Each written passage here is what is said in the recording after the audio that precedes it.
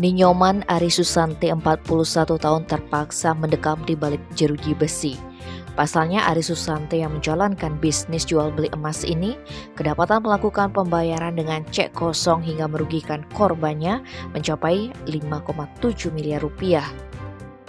Kapolres Tabanan AKBP Renefli Dian Chandra dalam merilis kasus Selasa 13 September menyatakan tersangka dilarikan ke IRD BRSUD Tabanan karena mengalami beberapa komplikasi penyakit sehingga tersangka tidak bisa dihadirkan dalam merilis kasusnya.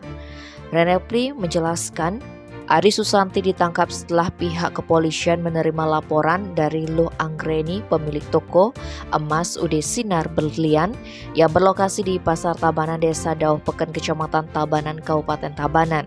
Adapun modus operandi yang dilakukan tersangka untuk melakukan penipuan adalah dengan cara mengajak korban melakukan bisnis penjualan perhiasan dengan sistem konsinyasi.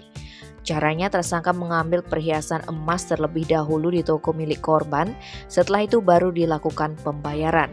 Pada awal menjalani bisnis pada tahun 2020, proses transaksi cukup lancar. Tersangka mengambil sejumlah perhiasan emas, setelah habis terjual, pembayaran pun dilakukan sesuai dengan perjanjian yang dilakukan antara korban dan tersangka. Hingga akhirnya pada periode bulan Februari hingga Maret 2021, tersangka tidak menyetorkan uang hasil penjualannya kepada korban. Karena didesak korban, tersangka sempat memberikan cek kepada korban. Namun dalam proses clearing, cek tersebut kosong, sehingga korban melaporkan tersangka.